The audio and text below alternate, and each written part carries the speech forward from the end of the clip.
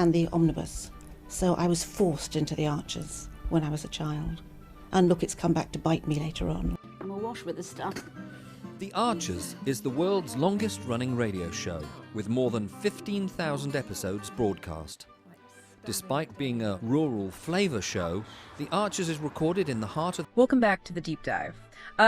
Today we're doing something, a little different. Yeah. Instead of the usual articles or research papers, our source material. Well, it's this vivid audio snapshot. It pulls us right into the heart of Ambridge. Oh, okay. So real conversations. Exactly. We're talking about the latest tensions, those long-held loyalties, and the deep, unspoken histories that really shape how people interact there. Got it. So our mission today, it's to unpack these raw, kind of unfiltered conversations, to understand what happens when personal lives just inevitably collide with what the community expects. You know how the past keeps bubbling up? Precisely, how past events keep rippling through, affecting even, the simplest moments. That's right. And these audio bits, they're not just dialogue snippets, are they? They form this really rich tapestry of human interaction. Mm-hmm. Our goal is to look beyond just the surface words, to try and figure out the underlying motivations, maybe some unspoken grievances, and the profound impact these long-standing relationships have on, well, daily life.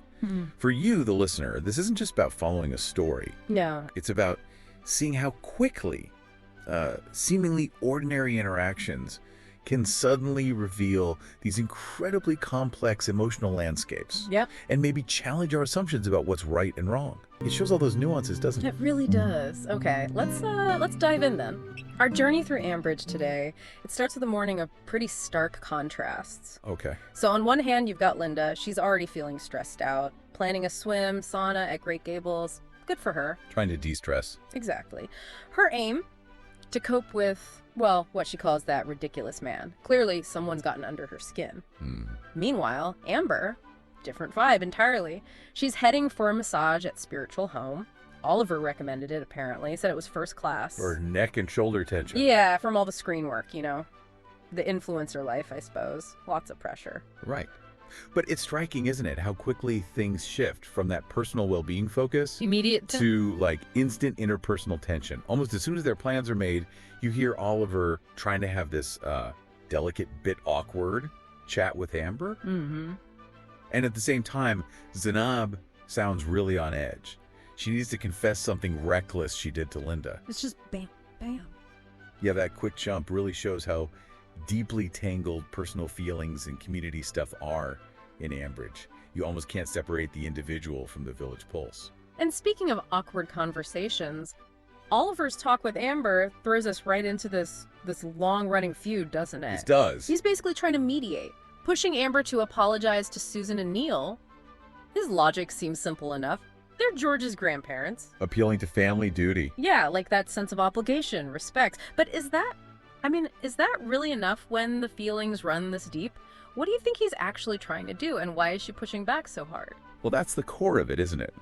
Oliver is appealing to maybe tradition or keeping the peace, but Amber, her refusal is so strong because it hits a really personal nerve.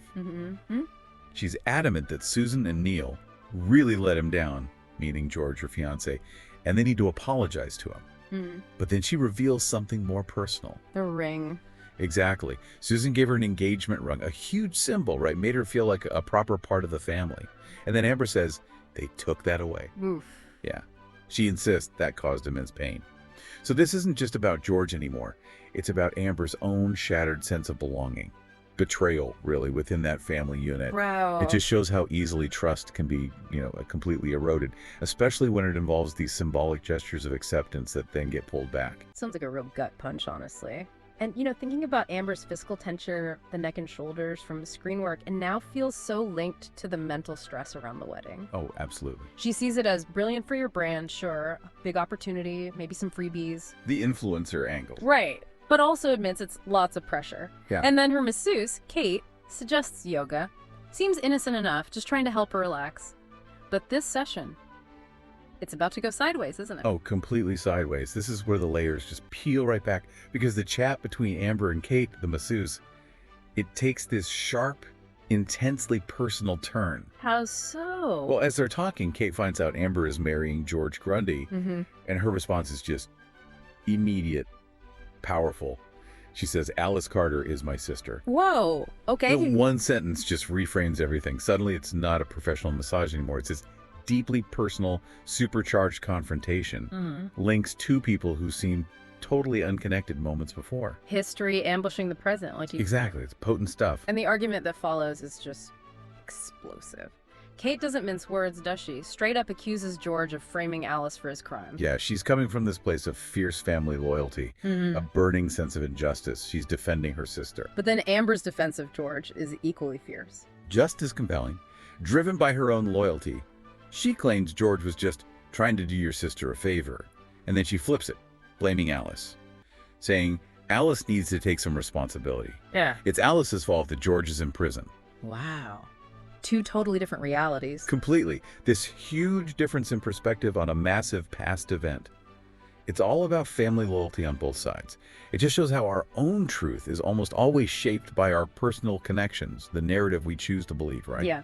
It really makes you wonder, how often do these old grievances, these conflicting stories, just create this massive gap between people, even when they meet in totally unrelated situations? And it has real consequences. Kate ends the massage right there, finds Amber's comments unbelievable. It's not just words, it's an immediate, tangible impact. Shows how deep these conflicts run. They disrupt everything. Okay, shifting gears slightly now. Let's talk about Zanab's anxious confession to Linda. Right, Zanab. She reveals she was having lunch with Chelsea and Martin Gibson at the tea room. A little thank you, apparently, for some free golf passes Martin gave them. Seems nice enough. But then that ridiculous man, Lawrence Harrington, shows up. And Zanab is clearly beside herself, carrying this huge weight. And this leads to Zanab's reckless act, as she calls it. She poured a drink over Lawrence's head. In the tea room. Yeah. And it wasn't just like a random outburst. It was clearly a breaking point, a reaction to ongoing antagonism. Zanab even says, that man has been everywhere recently. Hailing her ass. Exactly. It highlights that buildup of stress, feeling constantly provoked until she just snapped. It reminds you how even someone trying to stay composed can be pushed too far, right? Absolutely. Now, you'd think Oliver, hearing about a public incident like that, especially with a hotel guest complaining, he'd be concerned, maybe reprimand her. You might think so. But his reaction to Zanab, it's surprisingly strong and totally supportive. What? He says he's entirely on your side. Calls Lawrence a dreadful piece of work. He doesn't hold back. Not at all. He even says he's rather glad Zanab lost control. Adds, he deserved it. And offers to smooth things over with the complaining guest, explain the context. Wow. What does that level of backing tell us about his own view of Lawrence and his loyalty to Zanab? Well, it reveals this really interesting dynamic of like community justice, doesn't it? Oliver's basically saying her emotional reaction was justified, even if her actions weren't strictly proper in public. Yeah. It's more than just supporting a friend. It feels like a shared understanding, maybe, that Lawrence Harrington's behavior has just been so disruptive that it warrants this kind of extreme reaction. A collective sentiment. Yes.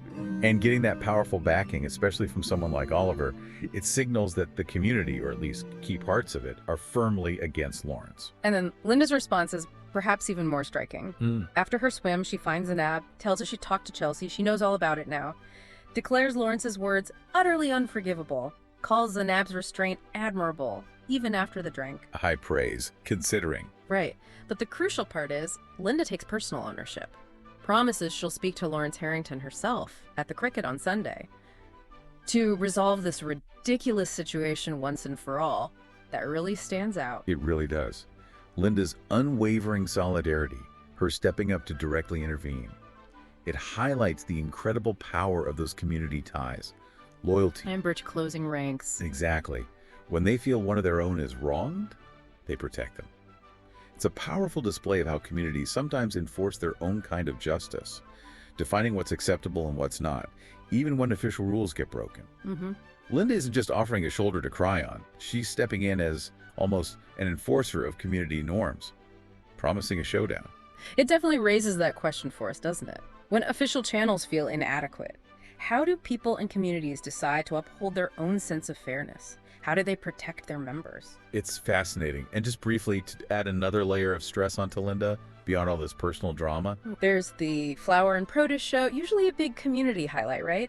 But now it just feels like another source of stress, disorganization for her. And Oliver just deflects her concerns, points her towards Jane, who, surprise, surprise, isn't available.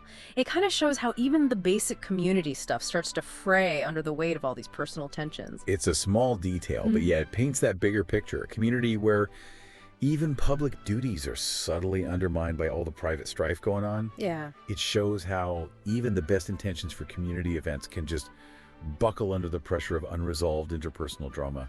The ripples spread everywhere. So as we pull back from all these intense moments in Ambridge, what really strikes me anyway is just the sheer depth of human emotion and the enduring impact of personal history. These aren't just random events happening in isolation, are they? They're all threads, intricate threads in this rich, really complicated tapestry of community life. Everyone's connected, everyone's carrying their past, and it can just erupt into the present at any time. Absolutely. Today's deep dive has really shown us that what counts as truth, or maybe justice, can look drastically different depending on who you are, what you've been through, and crucially, where your loyalties lie. For sure. Both the Amber and Kate situation and the Zanab and Lawrence one, they powerfully demonstrate how personal histories and community expectations just profoundly shape how people act and react. Yeah. It leaves us with a question, I think, maybe for our own lives too. When you witness a conflict, how often do we really stop and try to consider the deeply personal, often unspoken motivations and histories of everyone involved? Not just the obvious facts. Exactly. What might we discover if we actually look beyond just that surface level, beyond who seems right or wrong at first glance? What are the deeper stories driving them? Makes you think, doesn't it? So, what are you doing now? Just getting ready for the next episode. Just And, moving mics around. So, what do you do? I do the spot effects on the archers. Any Are you what we movements call Foley then? and- kind of. Yep. That's, Okay. And these are all part of the paraphernalia of production. Yep. That's the bull bar. That's, This one. yep. That's. Haley so wanted to be in their own place when their baby came. It's due in 2 months. Not much chance of that now. No. I mean, it would have been a stretch for them financially, mind, but I just wish there was something practical I could do to help them, Caroline. I mean, I think The Archers has had this immense popularity over the years, basically because it has always very accurately reflected the reality of life and living in a rural community, whatever